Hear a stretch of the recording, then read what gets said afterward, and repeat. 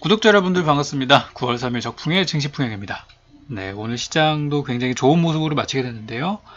시장이 좋기는 한데, 그리고 좋은 종목도 너무 많은데, 어떤 종목을 선택해야 이게 좋은 선택인지가 굉장히 애매한 그런 시장인 것 같아요. 우리 투자하시는 분들이 굉장히 눈치 빠르게 매매하면은, 순발력 있게 매매하면 좋은 종목이 너무 많은 시장. 그리고 이것 따라가다 물리고 저것 따라가다 물리고 하다 보면은 굉장히 나쁜 시장이라고도 볼 수 있고, 또 약간은 영리하게 좋은 섹터에서 그냥 잠복해서 기다리고 있다면 이 순환매를 즐기면서 내 종목이 타이밍이 됐을 때 급등을 시키는 구간에서 차익실현할 수 있는 그런 좋은 장이기도 한 것 같아요. 그래서 지금은 좋은 것들이 너무 많지만 그걸 내가 다 살 수가 없기 때문에 선택과 집중이 좀 필요한 장이라고 생각이 듭니다. 자, 오늘은 다른 것들보다 카카오 게임즈와 빅히트엔터 두 가지 이슈가 최근에 굉장히 좋았었죠. 코로나 이슈를 제외하고 나서 이쪽 굉장히 좋은 모습들을 보였습니다. 특히 빅히트엔터 같은 경우는 제가 빅히트 엔터테인먼트의 상장 일정이 나오게 되면 그때가 이제 가시점이다라고 말씀을 드렸었는데, 오늘 이제 어제 일정이 나왔죠. 장 끝나고. 그래서 10월 5일에서 6일날 일반 청약 공모를 하고 나서 약 1주에서 2주 사이에 상장을 하게 되니까 다음 달 상장이 이제 임박하게 된 거죠. 한 달 정도 남은 상태. 그래서 한동안 우리 시장에는 지난번 이제 카카오 게임즈 이전에 이제 SK 바이오팜이 대박을 한번 쳤고, 그 다음에 바이오팜의 대박을 지켜만 봤던 사람이 이번에 카카오 게임즈에 어마어마하게 몰렸죠. 수십조 원이 몰렸죠. 그거 1억 원 넣어봤자 뭐 30만 원도 못 받는 거기에 이제 뛰어들었단 말이에요. 그 정도로 경쟁률이 무지막지하게 치열하게 올라갔고, 이번에는 빅히트 엔터가 상장한다 그러니까 이번에 카카오 게임 실패한 사람들은 빅히트 엔터로 돈을 넣을 가능성이 굉장히 큰 상태예요. 여러분들 이번에 아시겠지만 카카오 게임 일반 공모가 이제 어제까지 1일을 2일을 했었는데 양일간 우리 시장에서 개인 매수세가 눈에 띄게 줄어들었었어요. 반면에 기관 외국인들이 활개를 치는 그런 시점이었는데, 오늘까지도 개인 매수보다는 기관 외국인들이 더 순매수량이 많았던 그런 이제 하루였었는데, 다음 달에도 빅히트 엔터를 사기 위해서 사람들이 그 전에 개인 투자자분들이 그 전에 현금화를 분명히 할 것이고, 저 10월 5일, 6일 그리고 상장 직전까지 아마도, 그러니까 청약 공모 실패한 사람은 실제 실물 주식을 사러 가겠죠. 상장일에 따라잡기 하려. 그렇기 때문에 그 시기에 개인들이 약간 매수 공백이 있을 수가 있고, 그 타이밍에는 기관 외국인들이 많이 거래를 하는 타이밍이기 때문에 개인들이 주도하는 장에 올라가는 종목보다는 기관 외국인들이 선호하는 종목을 보실 필요가 있어요. 그 중에 하나가 삼성전자, 하이닉스 같은 대형주들도 포함이 되어 있기 때문에 오히려 저는 한동안 우리 시장이 굉장히 테마에 치우쳐 있었다면 이제는 못 올라갔던 저평가져도 같이 갈 수 있는 시장이라고 종종 나올 거라고 생각을 해요. 왜냐하면 청약 시장에 엄청난 돈이 몰려있기 때문에. 그래서 일단 카카오 게임즈 같은 경우는 이제 상장 일정이 얼마 안 남았기 때문에 제가 하고 나서는 관련주들이 많이 빠질 거라고 말씀을 드려왔기 때문에 이제 조심해야 될 때라고 생각을 들고요. 빅히트 엔터 같은 경우는 처음에 이제 증권신고서가 제출되면서 오늘 호재일 거라고 생각했는데, 초록뱀 같은 걸 제외하고서 넷마블을 제외하고서는 그렇게 많이 올라가는 종목은 없었어요. 우리 음봉이 나왔죠. 근데 저는 아직은 이거는 더 볼 필요가 있다고 생각하는 게, 오늘 병역법 개정안 얘기가 나왔어요. 이거는 정부에서 먼저 얘기가 나왔고 이번에 더민주당 쪽에서 개정안 발의가 있다고 해가지고 사실상 BTS 봐주기죠. 그동안 스포츠 선수나 뭐 클래식 그런 콩쿨에서 입상한 사람들이 우승한 사람들에 대해서는 그런 병역 면제나 혜택을 주었었는데, 우리 가수들한테는 아직 그런 건 없기 때문에 이제 이런 것도 어떻게 보면 문화예술이고 국위선양이니까요. 그래서 병역법 연기에 대해서 지금 발의가 되고 있다고 하니까 저는 통과될 가능성 충분히 있다고 보고 있습니다. 그래서 빅히트 엔터의 전망에 대해서는 저한테 긍정적으로 보고 관련주 역시도 더 보셔도 될 것 같아요. 이거는 더더욱 나가서 빅히트 엔터뿐만이 아니라 지금 YG 엔터 쪽에 있는 트레저 같은 애들도 있죠. 지금 남자 보이그룹한테는 이거는 다 호재예요. 쉽게 말하면. 그 중에 걔네들이 대박 칠 수도 있는 거잖아요. 그래서 저는 엔터주 전반적인 호재라고 일단 생각을 합니다. 자, 그렇게 일단은 보고 있어요. 그리고 이제 게임 쪽에 있어서는 약간 차익 물량이 나오기 때문에 아직 끝난 것은 아니지만 카카오 게임즈의 상장이 언제라고요? 11일이죠? 그 전에는 수익을 내든 손실을 내든 저는 마무리 짓는 거를 일단은 권해드리고, 제가 관심을 갖고 있는 게임주가 있는데 그거는 잠시 후에 설명을 드리겠습니다. 우리는 지난 1일날 영상을 통해서 우리 이제 2021년 예산안을 우리가 봤어요. 거기서 눈에 띄는 것들 몇 개 봤는데, 무상교육, 일자리, 블록체인. 요거 평소에 시장에서 많이 관심 갖던 테마는 절대 아니죠. 얘는 코로나도 아니고 미래차도 아니고 뉴딜도 아니에요. 근데 이번에 예산안에 포함이 되면서 관련주인 형제일리트나 모나미 같은 종목, 또 율비스, 데일리 블록체인 같은 종목이 급등을 하게 되면서 예산안에 포함되어 있는 내용은 앞으로 언제가 될지는 모르겠으나 한 번씩은 튈 수 있는 기회가 있기 때문에 제가 어제 제시해드렸던 종목들이나 이런 거는 꾸준히 한번 지켜볼 필요가 있다고 생각합니다. 자, 오늘은 다른 것보다 굉장히 중요한 내용 요게 하나 있는데요.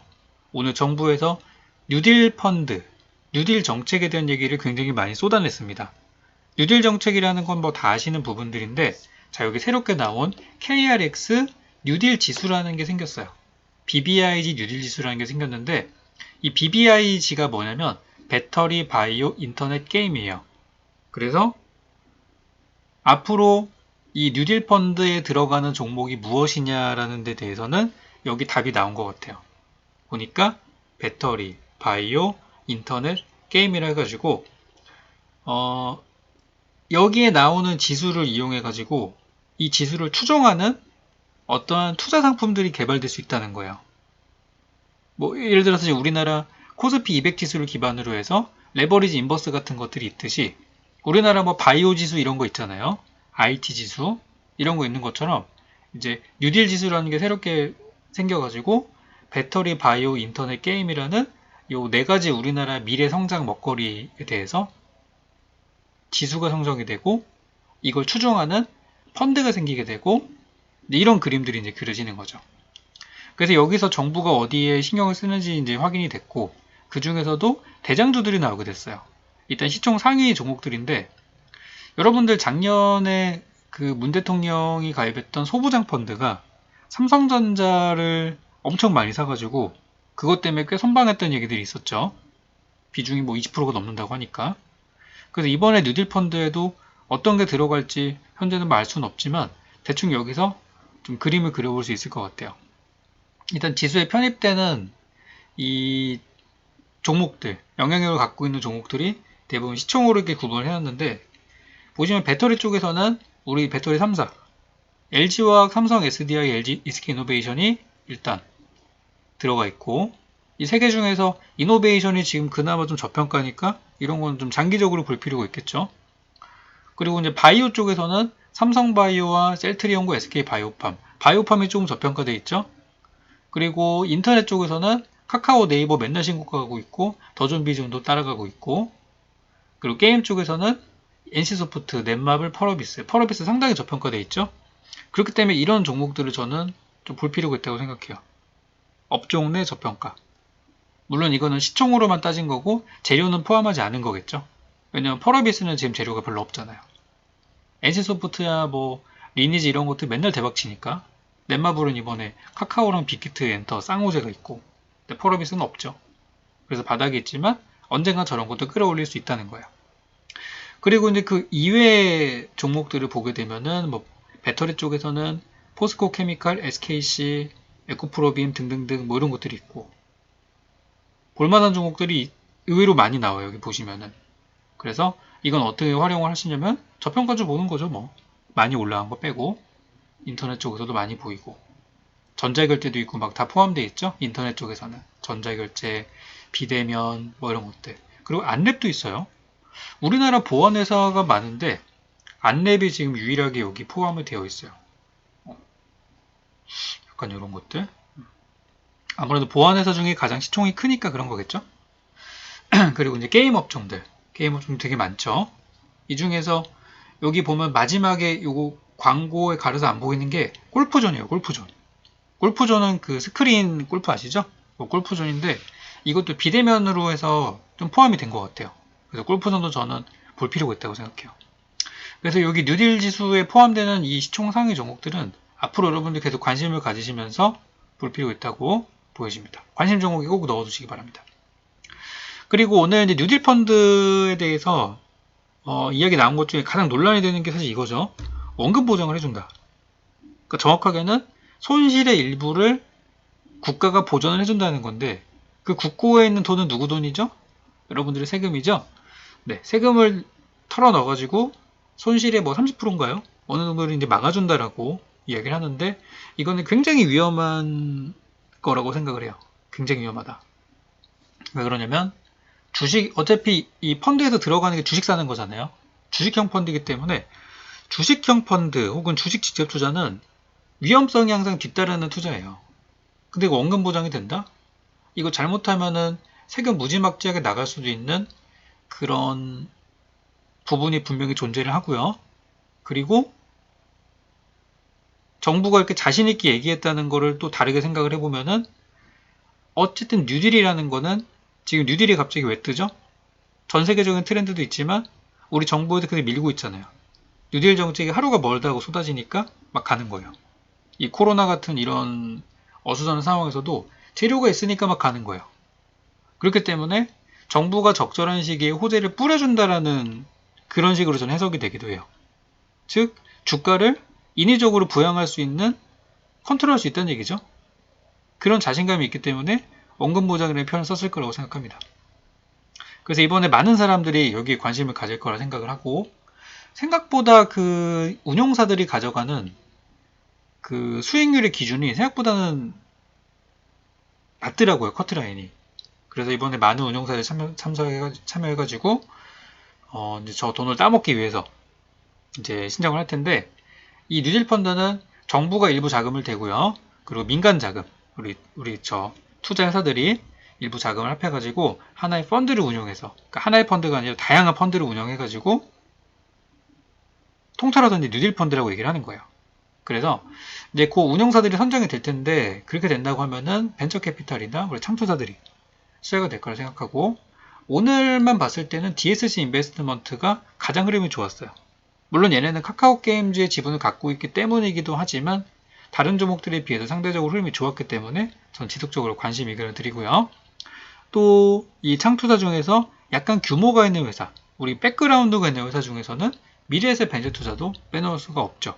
그래서 저 종목 역시 아직은 큰 움직임은 없지만 전 이번에 뉴딜 펀드에 관련해서 관련주라고 생각을 합니다. 그래서 오늘 여러분께 또 주요 보실 만한 내용들과 이런 걸 정리해 드렸으니까 뉴딜 정책, 뉴딜 펀드에 관련한 종목들 투자 우리 안 할 수가 없어요. 안 할 수는 없는데 작년에 우리 소부장 테마 잘 보시면 결국에는 같지만 소부장이라는 것도 중간에 부침이 분명히 있었거든요. 뉴딜도 분명히 그런 부분이 있을 테니까 그런 악재 흐름이 나올 때 사모으는 전략으로 접근한다면 좋을 것 같습니다. 오늘 영상은 여기까지입니다. 도움되셨다면 아시죠? 댓글 많이 남겨주시고 좋아요, 처음 오신 분들은 구독 눌러주시면 너무나 감사하겠습니다. 저는 그럼 다음 영상을 통해서 더 좋은 내용으로 찾아올게요.